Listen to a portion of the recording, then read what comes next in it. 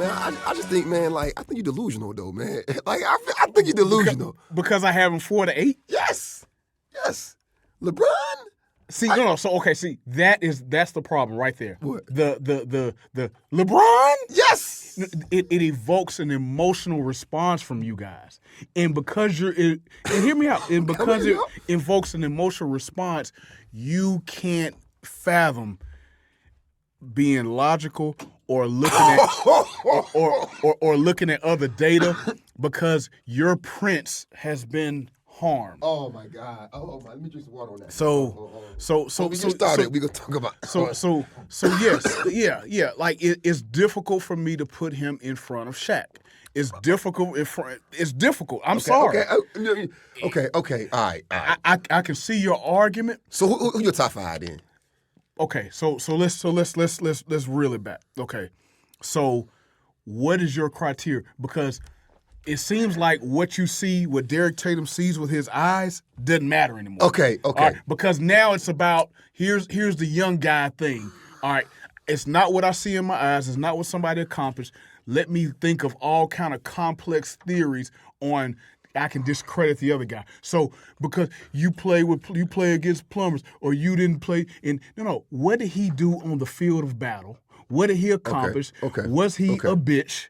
At some point, was he soft? Did he what are the low moments? Does that all not count? What happened on the court? Okay, so here's what people do, man, and this is what I always say people do, and this is why people overrate Kobe. All right, I like that's why you just want to attack Kobe, but I'll let you finish. No, I gotta attack Kobe because I didn't name Kobe though. But I'm saying, Kobe, all of a sudden he snuck into the top 5. I don't know what happened when he died.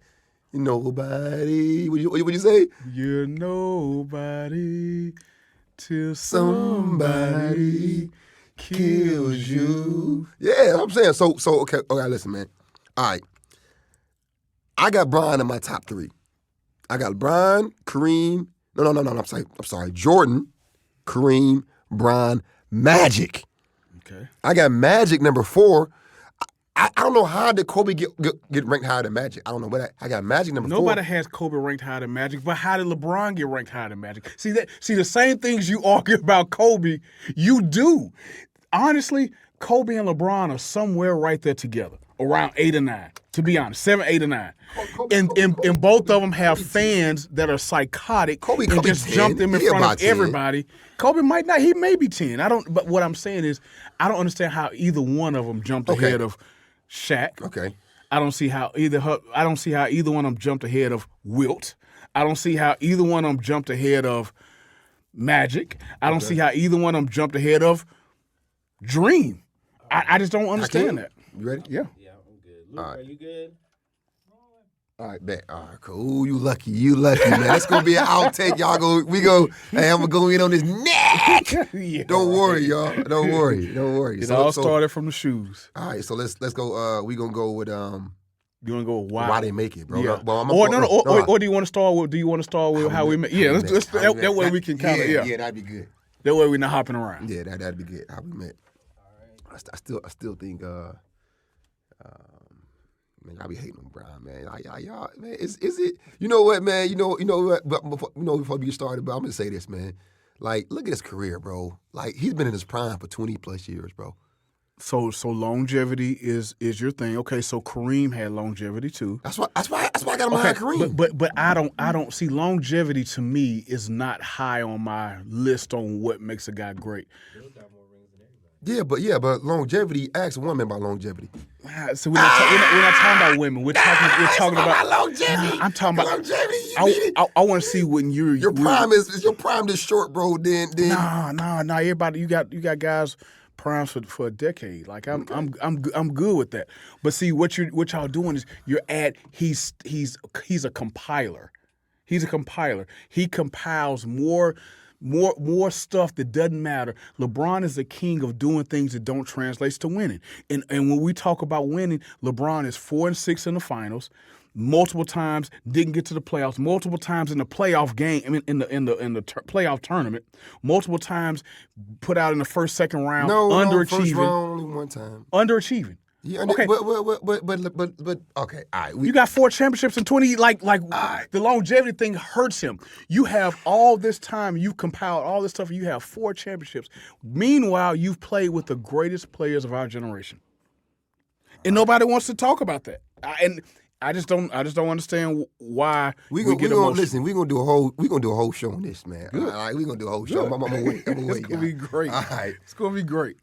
All right, guys, welcome back to the Tatum Talk Show, guys, where good is the enemy of great. Guys, I got my co-host, my guy, my friend, business partner, man, Buck Fitz Gerald, hero, all the way from Nashville, Tennessee. Hey, he a Tennessee legend, y'all. Played at UT, man, them some ugly orange and white colors. I don't like them. Already. I don't like them. Couldn't even get through the intro. I couldn't get through them. They're ugly colors. All right, go ahead, Buck, man. How you doing today? Glad to be here. Glad to be in Atlanta, the territory of the kingdom of Derrick Tatum. So, let's get started. We got a lot to talk about. All right. So we're gonna talk about how we met, man. Like, and it was crazy. We met and didn't even know each other, but we met. So let's talk about how we met. So let's how that relationship formed. So I want to talk about my perspective on it. Okay, Because, yeah, okay, it's different. Right, it's different. It's totally different. It's different. So we were doing our thing in Nashville. We've been around a long time. So we were doing our thing in like 2009, 2010. And so we had a good concentration of players. We had a lot of really good players. A lot of them were the building blocks of our organization.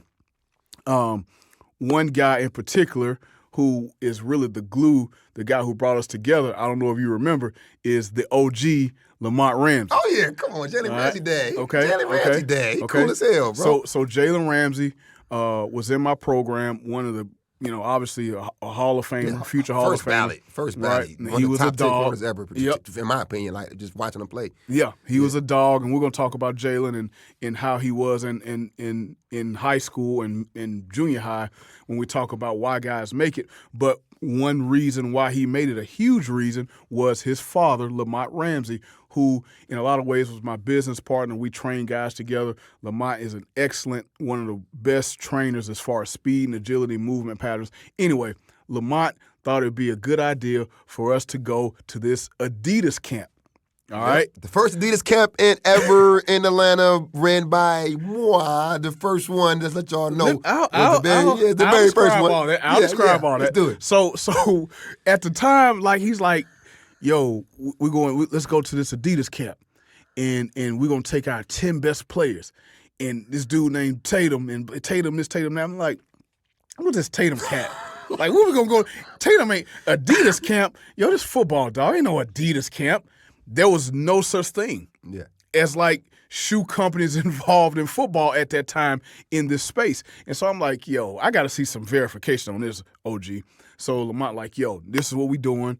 It's on, I think it was around Valentine's Day. Yep, and he was sure like, yo, was. he only letting me get 10 players. I'm like, who is this cat letting us, NPA and RPT, get 10 players, only 10 players to our deal? So I said, you know what? Cool, OG. I'm gonna trust you, and we're gonna deal with this cat Tatum. We're gonna see what he about. All right, if it's a real camp with Adidas. And so it was true. Derrick had the first Adidas camp. The first time I ever heard about Adidas in football, it was Derrick Tatum. I got to give him that. He was the pioneer of all that stuff, guys. All right, that's true. All right, so that's how we met. And I remember it was frigid, man. It was like 30 degrees. Man, listen. Now I'm gonna tell you though. See, and I'm gonna give you the backstory on that. So the first year I threw the camp, it was the year before. Okay. I threw it. It was indoor. So I remember that. Yeah, I remember that. Indoor. I saw the joint, it was 2-pack. But the issue was, it was terrible my first year. Like in my first camp, man. Right. I'm like, so people weren't getting reps, and it was complaining. Man, I got more. I know the world don't love you, like, because I got like 40 hate emails. I'm gonna call the news on you. I hate you. So I prayed about it. I'm like, man, I ain't gonna do no more camps no more. And the whole city was laughing at me. And it was like, man, he just doing camps, man. He don't know what he's doing, man. And that camp really, it changed my life, man. That second year, because it showed me who was with me. And a lot of guys who I was cool with from the very beginning, and I try to bring a lot of trainers together, they all bailed on me. Like flat out, I ain't, that's his camp, that's not mine, you know what I'm saying? And then, so the day before the camp, it was a snowstorm. Yeah. You know, it's Atlanta, bro. Yeah. So, like, I'm from Cleveland, so if it's snowing in Cleveland, you're like, oh, it's just snowing. No, the whole city shut down. Right. And I got calls and like, man, we gonna, it's like the camp canceled. I said, no, the camp not canceled. We still, cause I'm like, God, man, how you gonna do this to me, man? Like, I prayed about it, man. But the blessing part about it is what I did was I built a foundation of having guys like Ramsey and all these trainers from these small towns. I'm like, hey man, bring me your 10 best kids, and I'm gonna give you some exposure. So can you talk to me a little bit about what happened for some of those guys after that camp though? So I got to back up because again, it adds to the substance of the story because we was doing our thing. Yeah. All right. Okay. So we were pumping in Nashville already, and we were throwing what we thought were really the biggest camps in the Southeast. Yeah. We were throwing big camps. We had a bunch of top guys, Tiny Richardson and guys like that, James Stone, legends. All right. Yeah. And so it was kind of after that period. So we're a commodity. We're known in the industry. And so, like, what's up with this? So we said, all right, we're going to take our 10 best guys down there. And so when we showed up, it was like, first when we got past how cold it was like, man, this is a huge event. We're looking around like, damn, this Derrick Tatum Adidas stuff is real. And so Lamont, I told you.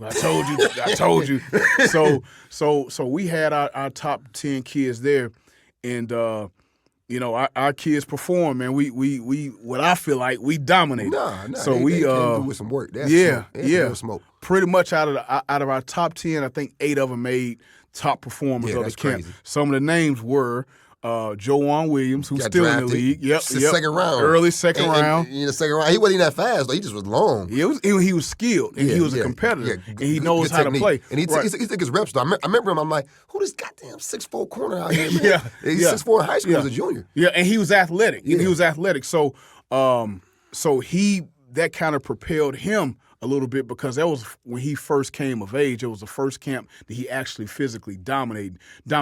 You could see the length, you could see the skill, but he hadn't put it together. Yeah. He put it together. Big Brandon, nobody knew him. Yeah, he ended up signing at Georgia Tech. Rest in peace. He unfortunately had an untimely death. What a great kid, a wonderful kid. And then one kid who's near and dear to my heart is my cousin and one of the finest football players that I ever coached. And it was actually Lamont Ramsey's favorite player, a guy named T.J. Carter. All right, T.J. Carter, that was his claim to fame. You had that kid, Jameis or whatever. Jamias Williams. Yeah. Right, and he was already a big already name. Ranked. He was already ranked. He was already a big name. So T.J. is a dog. An apex predator, and we knowing that, so he already peeped who was coming to the show, and so Lamont, that was his favorite guy. Lamont just feeding him gas. So when TJ stepped on the scene, he was going right at Williams' neck, like, now it's my rep, and so he ended up being, to me, the best player the best DB at the camp. Williams was cold too, and then Joan Williams was cold, but TJ really took that next step, propelled him to a 4-star. He ended up, when we talk about why guys make it, he ended up making a good decision and signing at Memphis, although he had plenty of Power 5 offers, and ended up being first-team freshman All-American at cornerback. Oh, wow. And so that camp really kind of, we knew what we had, but that put guys on another level, like, okay, you can go out, you can go to Atlanta with the top players in Georgia. I knew you had a lot of top players from South Carolina. Yeah, it was all over, yeah, bro. All over. We had 600 kids in that camp. And y'all only know, McCole Hartman was there. I remember that. He actually went MVP of that camp. I remember that. You know what I'm saying? He had another really good DB too besides Williams. It was somebody else who was I think it was Corey Banks. He wound up going to South Carolina. Okay. But he went there as a receiver, but he should have been there as a DB though. You know what I'm saying? Yeah, it was a lot of top, and it was so well run. It was so organized. That was the first big, large camp that I saw that was really organized. I didn't know at the time. Both of our partners in a real OG of the game, Curtis Blackwell was actually doing that already in Detroit. So you two guys were really the first two guys that were running really regional and national camps, and you guys already had a relationship, and so you guys were sharing best practices. Yeah. But the camp had 600 kids, Yeah. but it operated like it had 50 kids. All of our kids got rep. It was segmented. It had different fields. Other than the weather being so cold, it was a perfect camp, and it was in the biggest thing when you want something from a camp, you want your young man to have a chance to show what he can do. And our kids had a chance to show how special they were, and they were dominant. And so that started our relationship, because at that moment I knew, okay, Derrick Tatum is a king in this game, and is somebody that I want us as a program to be aligned with. Yeah, but see, what's crazy is before I knew you was the owner, I'm like, who the NPA, bro? who was NPA, man? These dudes, man. I was like, oh, they doing camps? Yeah, I'm the camp king, man. What's NPA, man? Like, Yeah. I'm up to myself, and you know, at that time, you know, I'm young in the game. You talking about 2013, 2014 time. So I'm territorial, like, man, NPA, bro. I'm running Southeast, man. Like, that's how I was feeling. Yeah. But that's how we were. yeah. That's why. You know what I'm saying? That's why it was big for Lamont to say, "Yo, we doing this. We going to Atlanta on Valentine's Day weekend, it was and that. we gonna take only 10." I'm like, "Yo, this is against everything I believe in, dog. Like, why we going? Like, who is this cat?" But it was. But no, I'm glad we did. but see. Let me tell you something, man. And I think, man, this is something that I think everybody need to know. And this is the problem, and I think in the whole football world, when somebody sees somebody doing good, the first thing they want to do, they want to try to take from him. That's right. They want to try to discredit why he doing good. Like, bro, instead of saying, "Hey, man, who are you? Who is this guy, bro? Like, who is Buck? Let me talk to Buck." Right. Because, like, my thing is, why? Let's partner. Yep. Like everybody got their own lane, but it's so much out here that we can do things together, Right. where we can do a project together. We can do but everybody want to discredit each other. That's right. And to me, that's the whole problem with football, man. It's like anybody that goes to the top or near the top is like crabs in the bucket. Everybody trying to pull them back down and trying to say why they shouldn't be there or why not there. And I'm like, instead of saying, well, how did you get there? How did you make it? Right. Like, hey man, like what are you doing in Nashville that I could do? Like, and that's how we became cool, because then we got Blackwell, we got you, we got me, and now if you look at our businesses, we all three have the same business model. Right. But because it was because of young men, old men, whoever, open your mind up, y'all. Like reach out, partner with people. Stop trying to hate, because, and this thing that I got an issue with in Atlanta. we got probably the best trainers in the country in Atlanta. I can honestly say overall, you know, you may say this guy in this city, this guy, but I'm talking about overall trainers from top to bottom. We have the best. Excellent. Yeah. But it's all separate. Yeah. It's all separate. So instead of these two brands or three brands coming together, instead of doing something together, everybody want to shine. Oh, this is my brand. I'm like, bro, we can work together, but we can't. And my whole plight from the very beginning is that's why my camps is still popular, because I got the same motto. I call up Buck, I call up Ramsey, I call up Alabama guys, South Carolina guys, and I say, hey, bro, bring your best 10. Right. Bring me your best 10, and then let's go compete. Well, here's the caveat, though, because you're right. First off, you have to step back and understand why you're doing it, right? And do you have the right mind frame? Are you doing it for the right reasons? Okay, so if you're doing it for the right reasons, you're doing it first and foremost for the young man. That doesn't mean that you can't make it a business and make a lot of money. There's a lot of people making millions of dollars, but you still have to have the focus of the young man or the player at heart. And so when you do that, then you can say, you know what? I don't want to reach out to the other guys in Atlanta, but I am because of this. Or, man, I really don't want to go down to Atlanta on Valentine's Day weekend and it's cold and we do our own camps up here. Like, wow. But, okay, it's an opportunity to partner with somebody else who I don't know and put my young men or my talent on a bigger platform or a different platform. All right. And so it can help my young men. Then I need to do it and swallow my ego and, like you said, partner with people. And I've partnered with a lot of the guys you talk about in Atlanta. It's a jungle. Yeah. It's a jungle here. And I think part of that is in a local area, there's always more intense competition, right? Because you're jockeying for position in a local area. I've had the pleasure and the fortune of working with a lot of those guys in Atlanta, and you're right, they are really good. I did a camp series with Michael Vick and partner with Ford and guys like that, and so, but again, I have to understand you guys and especially you you're so accomplished. You playing at Kentucky, playing on that level, and so you have a wealth of knowledge that can only help my young men and then help me in my business or as a mentor or whatever I'm doing to put those guys in a better situation. But that's the thing though, man. Like you gotta and parents and students, y'all gotta understand, man. Like you gotta be with people that's gonna put the kids first. Like if we all can be on the same page and I'm gonna put the kids first, then but people don't do that. And that's why football right now is in a frenzy right now because everybody think about themselves, man. That's so it. I'm going to end this segment, guys. This segment's brought to you by... All right, guys, welcome back to the Tatum Talk Show where good is the enemy of great. Guys, I'm back here with Buck Fitz Gerald, man, wearing that ugly orange and white. He's from Tennessee, played at UT, man. They beat us. They beat us 4 years in a row. I ain't gonna lie, man. They beat us. Yeah, one day we're gonna talk about 2001, right? Yeah, they beat us 4 years in a row, man. They beat us. It's all good, man. But hey, I'm telling you, though, listen, the best back I played against, I can honestly say, was Travis Henry. Yeah. Travis Henry was like Jamal Lewis had a better NFL career, but as a college player though, man, I thought Travis Henry was like he was so thick. I mean, his legs, man, no pause. You know what I'm saying? hey, that dude, he ran so hard. I'm like, man, he was when I hit him one time, my shoulder kind of like the whole half of my body went numb. And I got up and I was like, I'm all right, but my body was, I was walking, but I was like, hey, coach. Hey. Listen, dog.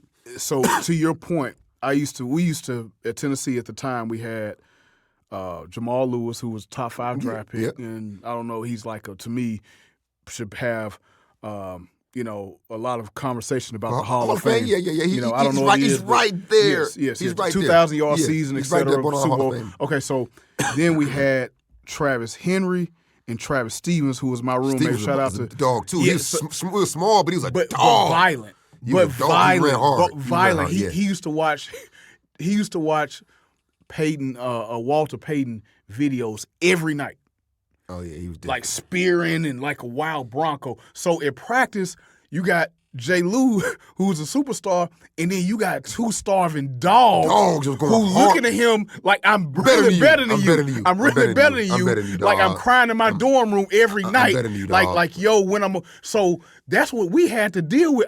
We both cornerbacks, right? Yeah. So I always tell people we make business decisions. We there to do what? Cover. Yeah, cover. I'll tackle you. I ain't trying to bust your head now. So what I'm not trying to do is deal with an angry Travis Henry, who, like you said, is nowhere to hit Travis. He's as wide as he is tall. He's 200-some pounds. He's fast. He's angry. 5'9", 225. Yeah, he hungry, pissed off, thinking like, why I'm not getting, because I'm better than him. Then you got Travis Stevens, who really I'm better than all y'all. Look at my high school tape, which is damn near the best I ever seen. Damn. And he running full speed, and we in scrimmages and practice like, yo. We can't hit you low, bro.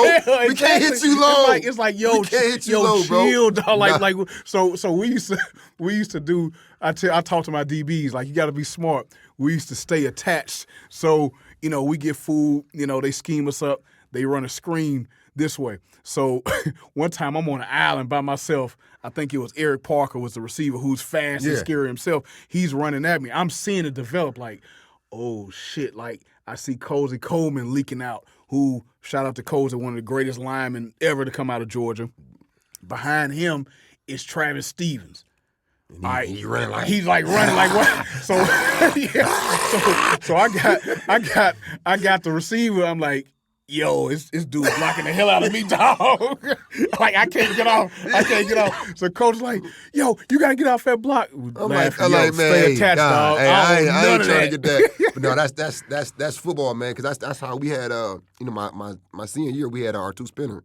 So he went SEC Player of the Year that year. That's how he was one of those type of guys, like that guy that ran hard, man. So like let's piggyback on that. So like how these guys make it, man. Like let's talk about that because a lot of times, you know, and we've been blessed where we've had a lot of guys go to college, you know what I'm saying, and guys graduate and guys get drafted, both of us.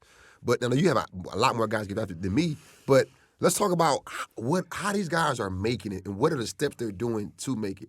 So like just give me some stories of some guys that you have. So I always talk to everybody who wants to make it, right? And so Derrick and I both have the same picture of success. Making it is to earn a college scholarship. That's first and foremost, right? Yep.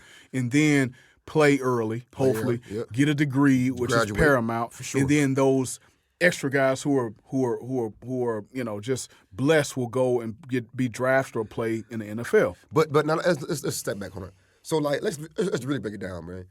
The guys that really made it to the league, these were freak athletes, though. Yes, but sometimes some of them were not so freakish. Okay. And so there's a scale, right? So the more of a freak athlete you are, probably the less things that you have to get perfect. Yeah. All right? So you don't work as much. So I played with John Henderson, all right? Okay. Talented. To this day, still the biggest freak. God. I've played with top 10 draft picks. I played with number 1 guy overall, top 5. Played with multiple guys, top 10. John Henderson, who I played with since middle school, is still the freakiest human being I've seen on the football field. No, he was a monster. I remember. Right. And he's a dog, too. I played with him with the Titans. Yeah. He's a dog. He's a dog. He got everything. He's big, fast. He's like just more athletic than you, whatever. So he didn't exactly do everything right. He didn't work as hard. And so like, we can preface this. He worked hard. Yes. But he dedicated. But he didn't work. It's a different level of hard work. And let me preface this so y'all understand what I mean. It's the video game, okay? It's how I relate everything to the video game. A kid come in as a 90 as a freshman. Well, he ain't got much room to grow. Right. So right. he still end up being a 93, 94, but he could have been a 99 though. Right. Okay, you know what I'm saying? Right. Or this other kid that he came in as a 78 as a freshman, end up being a 92, 93. So similar players, but this guy had to work extra hard. No doubt. To get there. Not saying the guy who was 90 didn't work hard. That's right. It's just that, dog, he's 6'5", 325, running a 4.7 as a freshman. Yeah, so, exactly. So his room That's to my grow. point. So maybe he didn't work as hard because freak, he 90 as a freshman. Right. It's different level. It's a different level. Yeah. And to your point, I mean, in high school, and I'm gonna get into these stories. I can't wait because it's a crazy story. But in high school, like Joe used to quit. We call Big John Henderson Joe. He used to quit football, like because he wanted to play basketball. And like it kind of like Joe, like if we're talking football, Joe might not know the terminology. But dude is going top 10. Yeah, right. If not top 3, I don't care what y'all saying. Facts. You never seen a dude. It don't matter. Nah. And when he turned it on, it's nothing any human on the planet Earth can do about that. No, it's no. All right, so it's just really keeping him in the right space, in the right situations to manifest his, 1% of 1% talent. There's some guys who have to work extremely hard. Like a guy, for example, I saw him in high school and dealt with him in high school and early in his college career, Honey Badger. Oh, okay? yeah. But he was a psychopath. He go to camps, he get a rep deep ball, he sprint back, jumping in front of that's what he do. So he's on another level. A 5'9", 5'9.5", 4'6". Yeah. But the ball's gonna find him. He's gonna know exactly. He's gonna be in the film room. He's gonna know everything. And he's a dog. And he has talent. So no. But you got to bring it back though, man. Like, how did he get there though? Right. Okay. So overall, he got there because of just sheer determination, talent, unworldly instincts, and then people who cared to make sure that he got extra chances and that he was able to be in that spot. Because certain guys, the ball just find him. No, the ball the ball is attracted to ballers. Yes, right. But hold on, but let's go back though. Where's he from? New Orleans. Okay, so and this goes back to making it. You think him going to LSU and having that environment around people he knew helped him or hurt him? You know what I'm saying? Because you know what I'm saying? Because it could be both. Right. It could be like you home with your boys, you acting crazy, right. or it could be you home and you got guys that really F with you. Right. That's gonna make sure, hey, bro, don't do that. Right. You know what I'm saying? It's nothing is ever black or white. You know, nothing is ever totally one way. There's probably a little bit of both. But funny story to talk about. You always talk about like a dog and how to camp. Okay, so my honey badger story. Lane Kiffin had maybe the greatest camp of all time at the University of Tennessee when he was there. And I was just there kind of working the camp or whatnot. And so I see this cat, and he's just a psychopath, right? He's getting reps after reps. He's fighting people in line. He's doing all this. And so after the camp, I'm like, man, I'm giving him some tidbits, and they do this. He look at me. He wouldn't say yes sir, no sir. He just do it, right? No, just like, just do it. And then after the camp, he come up like, hey, yo, you think in this New Orleans accent, you think I did all right? You think I was like, oh, yeah, man, they going to offer you. They going to do whatever.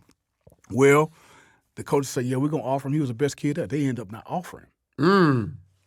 So at the time, like, why? I didn't. Why would they? Because they said he was too small and he didn't run fast enough 40 times. Yeah. But he was the best guy. He was like back then, Kiffin camps. Yeah. It was like the rucker. Like we on the side betting like, like this. You know what I'm saying? So it was different. Yeah. So he dominated the whole joint. So I said, man, let's keep in touch, man. Just make sure. I didn't know him from anybody, right? So he called me. It was like about 2 weeks later. Was like, yo, Tennessee hadn't offered me yet. So I called like, yo, what's up? Y'all not gonna offer that kid? Like, no, he's he don't fit the measurables, okay?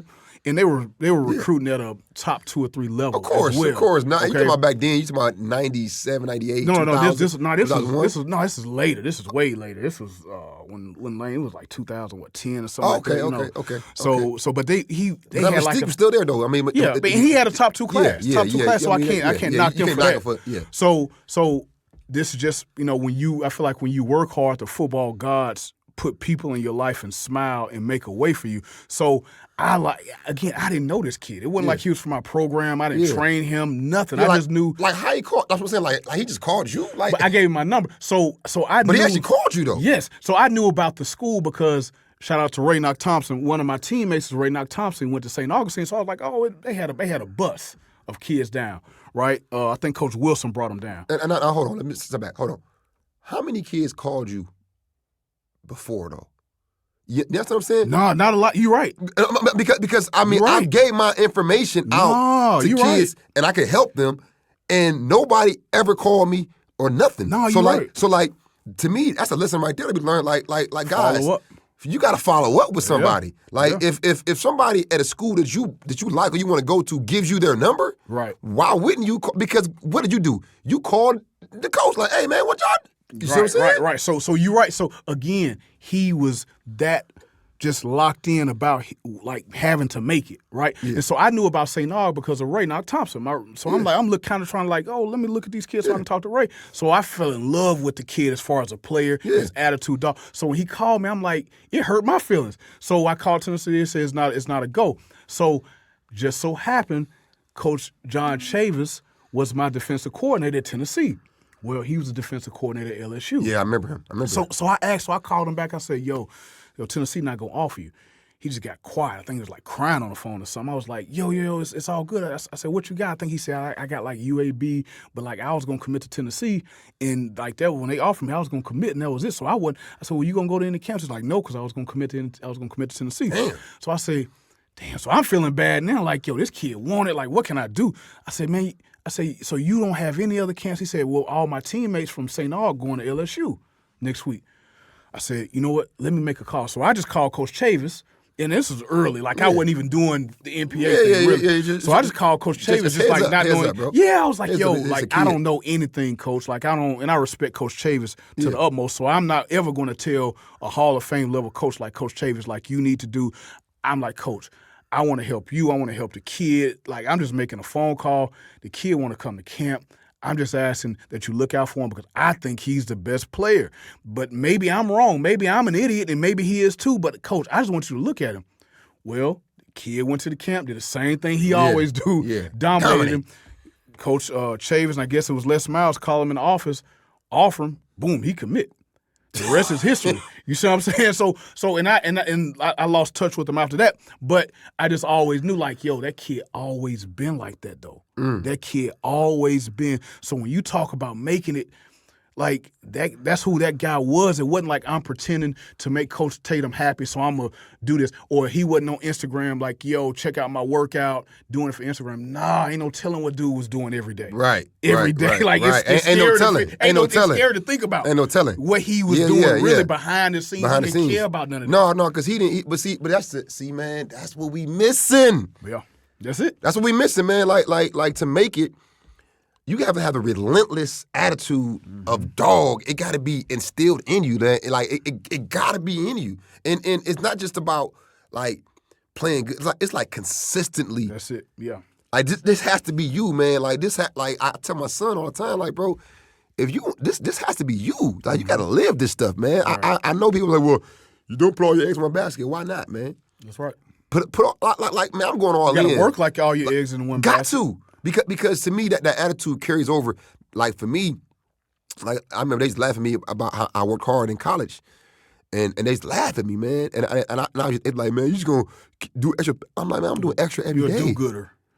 Every day, yeah. So it's like, oh, you just want to do that? I'm like, bro, this is me. So guess what? Fast forward 20 years later, I'm still the same dude though. Right. Like I'm still gonna work hard. I've been up since 4 o'clock in the morning. You know, got home late last night. Been before working because that's in me. So I'm like, for you to really make it, it got to be in you, man. Like I got a kid, summer story, man. Named Demetrius Monday, man. Met the kid, 5'9", kind of bad body type, but he was a dog and he worked hard as hell. And back then, people didn't really believe a kid could just work hard and make it. And I know it seemed kind of crazy, but people always just believe you got to be talented, and that's it. Kid wasn't fast, wasn't super quick, but his work ethic was just relentless. Right. And he went from his junior year to no offers to 15 offers over the summer after going on a bus tour, and then played at Kent State. Great career. Team was trash the whole time he was there, though. But he made the Jim Thorpe Award. And ironically, this is how I'm connected. Jalen Ramsey, I met Ramsey his junior year. Ramsey's going into senior year. And that's why I met Jalen Ramsey, and I'm like, oh, man, that kid's special. You know what I'm saying? Like, I knew he was a top 5 draft pick in high school. Right. And he went to Kent State, man, actually broke Kent State INT record. Was up for the Jim Thorpe Award as a redshirt sophomore, made first team all conference on a 2-9 team. Didn't get a chance to play in the league, but graduated on the dean's list, and now he's a manager for Charleston White. That's crazy. He managed Charleston. Okay, that's him. Okay, yeah. He managed Charleston White. So, but how he got there was he worked hard, was humble, took care of people, and then that same attitude carried him to get a college degree, and now he's managing other artists now. So I'm like making it is more than one way to make it. Well, but it's also a format, things that you can do in order to put yourself in that situation. We always talk about your son. Like if somebody's going to, he has to be blessed with good health and good fortune, but he's doing the things right now at 11, 12 years old to put himself in that situation. So my whole thing is I see it all the time. I talk my shit and tell people, don't nobody got more pros than me. Don't nobody got more pros than me. Really, I don't know anybody. Curtis Blackwell, is the guy. You know what I'm saying? But that's your partner though. Yeah, that's my guy. That's my guy. That's my guy. So between both of us, nobody in the nation who in this space has more pros than me and Curtis Blackwell. That's just a fact. Okay. So when I say make it, I see how guys make it. Listen. Okay. A lot of y'all be lying though. Yeah. A lot of y'all be lying though. Cause listen, man. I went to a college campus, and then a dude gonna tell me, "Yeah, I got 9 first-round draft picks." I said, "Do you? Or were you at a school that had 9 first-round draft picks?" That's right. You see what I'm saying? That's because them guys came in as 4-star, highly recruited 5-star guys. Right. So did you develop those guys? I'm talking about guys, and I'm gonna speak for the Godfather, Curtis Blackwell too. I'm talking about guys who came into our program. Yeah. as 8th, 9th, 10th grades, whatever. Unknown, no offers. I'm talking about those guys. I'm not talking about the guys that we associate with. You know what I'm saying? Okay. I'm talking about the guys who came through our program, was trained, developed, and managed and mentored by us to do the right thing. Some of them did, some of them didn't, but nobody has more pros than me and Curtis Blackwell. Damn. Okay, that's number one. Flex nobody flex Nobody has. Flex on him. Yeah. You gotta. Hey, he had to say it, man, because you know, like since he want to flex, let me get them in a party. Yeah. Nobody in Georgia has more kids in college than Derrick Tatum. That's Nobody in Georgia has more kids in college than Derrick Tatum. I've had at least 260 kids get offers just for my program. I've had 500 plus get offered within 30 days from my camp. Yep. One dude gonna say, he was like, well, maybe they'll buy. I said, bro, these guys, I say from my camp, I mean, these guys came with no offers, no ranked, and after my camp, within 30 days, they were ranked or had offers. Yeah. This is a fact. Yeah. Everybody that I put as a top performer at my camp, all those kids go to college. It's been like this since whenever we came. What was it, you know what I'm saying? So like when people talk about 2012. numbers, who they got, what they did, I'm like, bro, I'm talking about organically. Nobody in the Southeast can say they got more kids in school than us. Now, if you do, show me the proof, though. Don't show me the kids who are already in school. Show me the film. That's why I keep all the footage. You do. You keep all the footage. Show me the film of that kid when you met him. He had no offers. Hey, guys, I know I got to end on that right there. I got to get to this commercial break, guys. Hey, this show is brought to you by... All right, guys, man, we're back, man, with the Tatum Talk Show, man, with my guy, Buck Fitz Gerald, man, from that Tennessee, that orange and white, guys. This is where good is the enemy of great. Guys, we want to talk about why do guys make it, but we want to talk about choosing the right school. I think this is right here, but this is the main reason why I say 90% of the top guys don't make it. They choose the wrong school. And this is why 90% of the guys that do make it, they choose the right school. True. So okay, so let's go into that. So obviously you have to work hard. You have to do all the stuff. Prerequisites. Okay. Right. Do the things that make you attractive and able to be successful from a physical standpoint and mental on the next level. Now, Coach Tatum and I always talk about this. The biggest factor is where you decide to go to school, like you just said. All right. So reasons, it's so difficult for people to choose the right school. It's so difficult. Why? And Why is that? Here's the reason. It's plural. Why? Ego. Okay. Always ego. Too much ego. Okay. All right. Now, I've had situations where, all right, we got Derrick Tatum here, and we say, man, if we can get this level, let's say if we can get a group of 5 school to, if that's where Derrick goes, then he's going to be successful. All right. Now, Derrick gets hot. And Derrick pick up an SEC offer. Okay. All right. He picks up 5. And he picks up these. And now the rankings telling him yes, you're a 4-star. There you go. But you know. There you go. You know the truth. There you go. So it starts with the evaluation. Yep. It starts with the evaluation. Yep. We are the experts. Yep. All right. And when we talk about all the guys that we put in, they've gone through our programs in the NFL, it's not bragging. It's saying it's been done correctly and it's been done incorrectly. We've seen them both. All right. We just have a sample size larger than everybody else that we can see. Yeah. All right. So the evaluation is, all right, let's take Curtis. All right. The evaluation is, the people around Sauce Gardner says, man, Cincinnati is the best fit. All right. Now, at the end of his deal, he starts getting Alabama, Georgia, he starts being whatever. And so what happens 95% of the time is, forget whatever the people who made the evaluation or the experts say. I'm going to believe what the rankings and the offers say. Yeah, the rankings say you're a 4-star. So I need. You got to go to. So I have to go to this. School. So I have to go. I can't do this. Yeah, it's I below. Can't do that. It's beneath me now. Yeah. I have to go here because I'm a 4-star. Bad mistake. All right. So you have to trust the evaluation. It's a fatal mistake. Because coach, that's cost. It ain't cost. It's costing these guys for not just 4 years, 20, 30 years. Because they don't never graduate. And we can go. But let's keep going. So I have to choose the right school based off the evaluation and based off of what is going to get me drafted. If I'm a corner, if I'm Joan Williams, all right, I always like to tell this story. Joan Williams is a huge success story. Yeah. Comes from Second poverty. round draft pick. Second round draft pick. Comes from poverty. Became an excellent student. Did all the right things in high school. All right, and graduated. He was a number 1 player in Tennessee. All right. And our evaluation was, man, you have the measurables. If you just are productive, you will be drafted high. So what are the things that's going to stop you from being productive? Going to the wrong school. Going to the wrong school, below that, in that category. Yeah. All right, you go to the wrong school, so I'm a big corner. So if I go to these big schools, when it's time for one of us corners to move to safety, who is it going to be? Your big ass. Yeah, facts. All right, your big ass is moving to safety. Every all time. Right? So you're done now. All right, that's not what he is. You can't just say, well, you're going to be a safety. It hurts your value, all that stuff. Hurts draft stock, okay, big time. One thing that you always talk about, this is a master class, people. I'm just being honest with you. People don't think about this.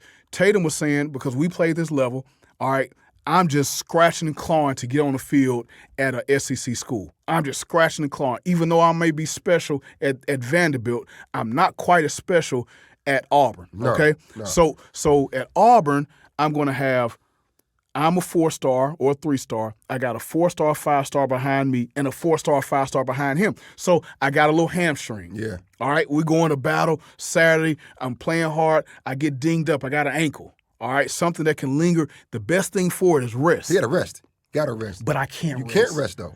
Because if I don't practice today on Bloody Tuesday, that 4-star is. And behind him, that 5-star is. Who are chomping at the bit to feed their entire family to make this dream a reality. So I can't do that. So my medical is now messed up because I'm pushing through. I got a shoulder. I can't get surgery. Ooh, so all these things start hurting my medical, which is going to hurt my draft status. All right, when it's time to look at, evaluate my body, I'm broken down. So you see these 5-star, 4-star guys not even get drafted because they fail the physicals, they fail the medical. About that, all right, though. I ain't now about that. if I'm at where I should be, all right, and I'm 1 of 1 at this school. If I go to Vanderbilt instead of going to Alabama or going to Ohio State, I go to Vanderbilt where I'm the number 1 player for Tennessee. Yep.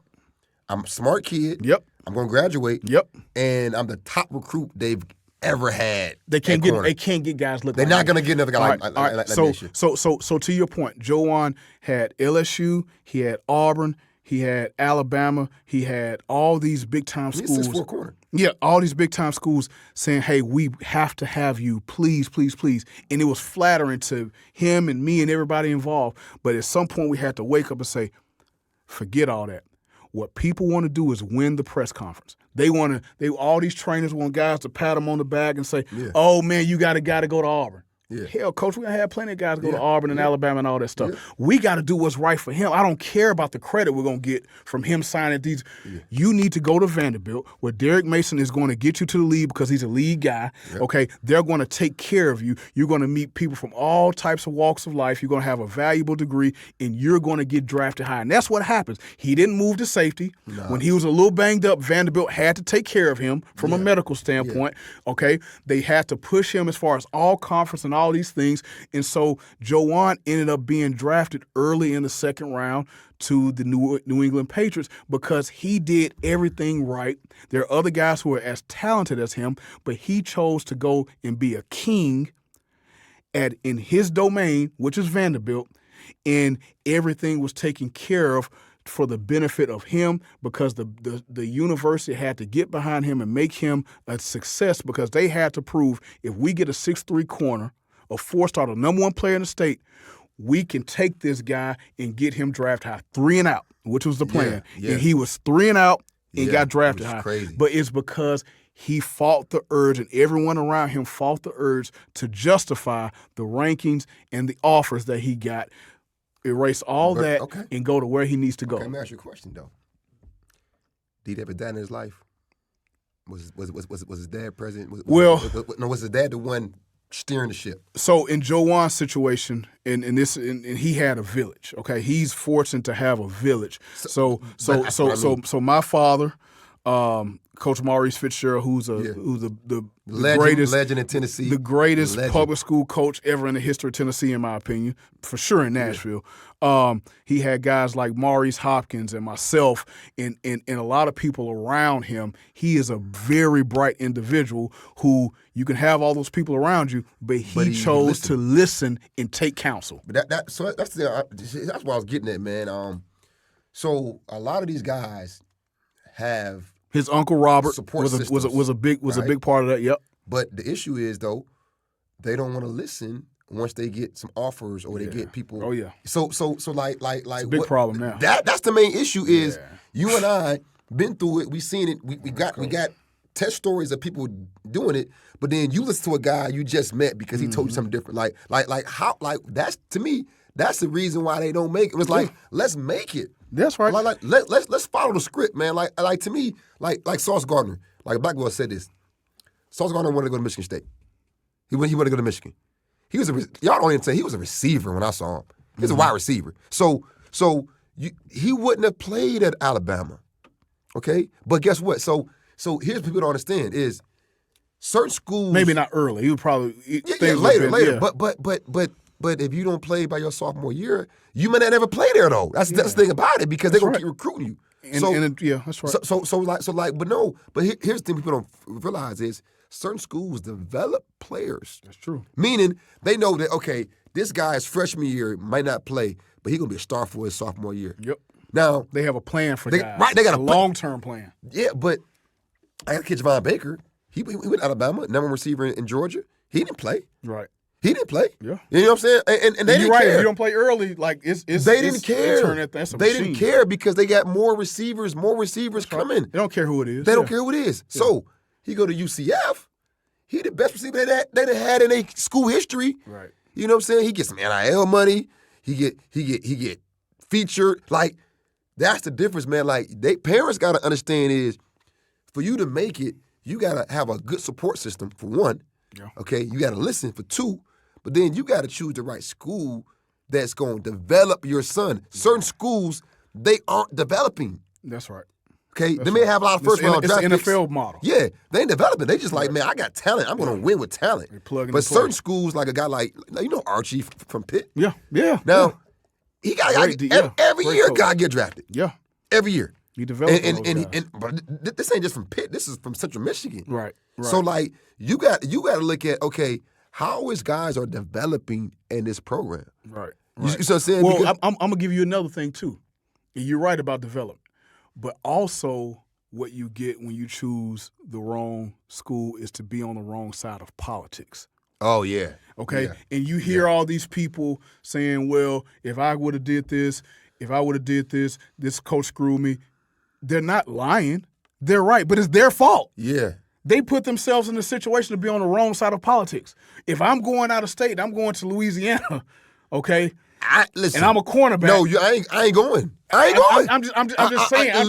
Listen, I ain't hating. Listen, no hate to LSU. But listen, if I'm a receiver or a DB or a running back, go look at LSU roster, okay? Y'all don't understand. Y'all know Louisiana has the number one per capita of Division I players per capita. You talking about skilled players? They don't have to leave their state for a skilled player. No. So or lineman, D lineman. So if you're a skilled player and you want to go to LSU, are you really that good? Like I mean, you got to be, and it can't be no ranking. This got to be of like you know guys in that area and be like, hey, bro, is this kid really like that? Or I'm like that. Because if you're not like that. Man, they went in the portal, and they got 5 DBs 2 years ago, right? All from Louisiana. Yeah. From different schools. Right. So like they want to be They want to push their guys. Now I ain't saying they don't recruit guys from out of state, but I'm saying they want a Louisiana guy to play a skilled player. Which they should. It is Louisiana State University. They should. Yeah. One quick story about the wrong side of politics. So I have a kid. A kid came through my program at LSU. Was drafted high. All right, he was drafted 3rd round. So people say, "Oh man, congratulations, man! Your man got drafted." And I'm looking at it like he lost money. He a 5-star? He lost money. He's supposed to go 1st round. Especially when you got it. Well, he lost money. He was sharing time with the guy who ended up going first round, which he should have. Yeah. But that guy was behind him the whole time. That guy goes to the coaches and say, I want to transfer. Then next thing you know, they sharing time, and then they in there together. And then this kid standing on the field on third down. This kid coming off. Then one go third round, one go first round, coach.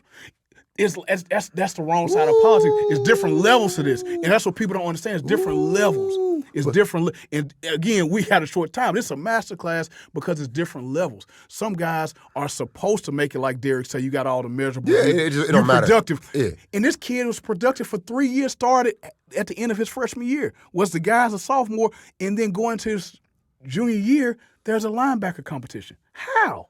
Wow. But no, but see, that's the thing about it. So listen, that's why I'll never forget when we had, Ricky White, Josh Downs, and Javon Baker. Now Ricky White's at UNLV balling. He had 1,400. So he made the right decision.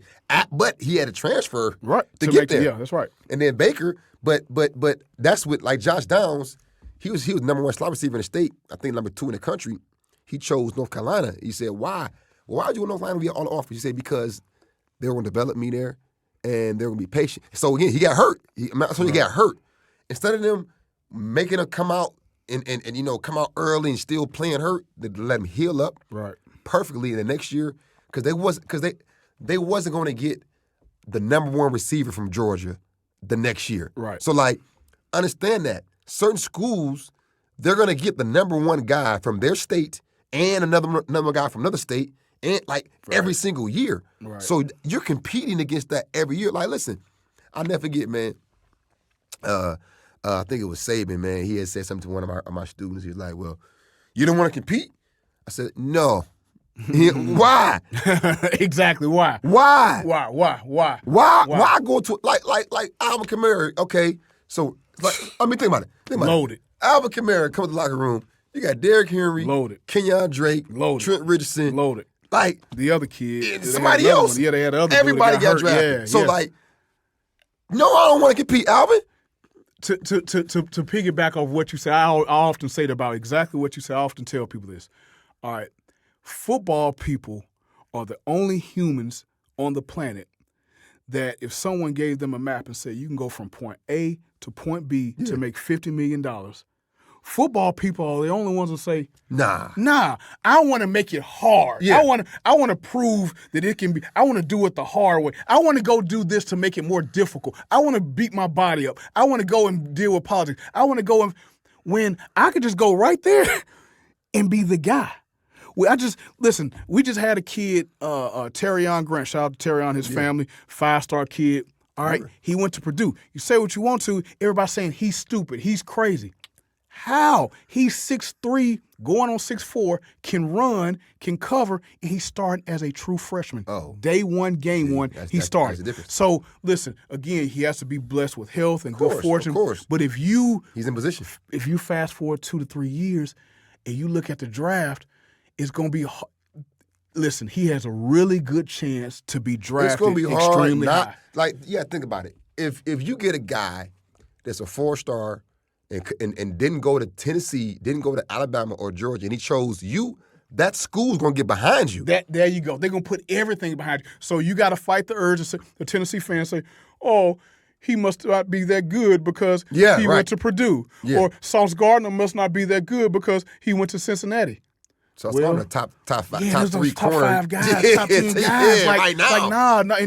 And Tennessee ain't got 6'3", running 10-7 cornerback right now. I'm just being honest. So you have to fight the urge to get into it with all the naysayers and win the press conference and go about your business, put your head down and say, this is the path I'm going to take to go from point A to point B. It might not work, but at least I'm going from point A to point B and giving myself the best opportunity to feed generations. No, facts, man. Nah, man. And we got to end on that right there, man. That was a great segment, man, with Buck Fitz Gerald, man.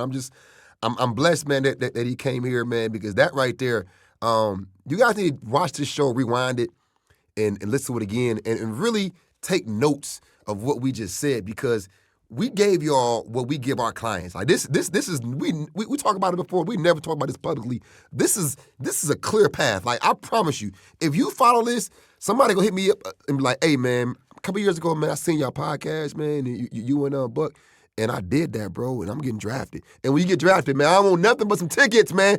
Give me some tickets. And a jersey, I want right? and a jersey. Jersey, yeah. I want a jersey, and come on the podcast and tell people. Come on the podcast. Come on the podcast, man. We happy for y'all. But yes, guys, this show was brought to you by. But guys, man, I'm gonna end it, man. With this is Tatum Talk Show, man, with Buck Fitz Gerald, guys. Where good is the enemy of great.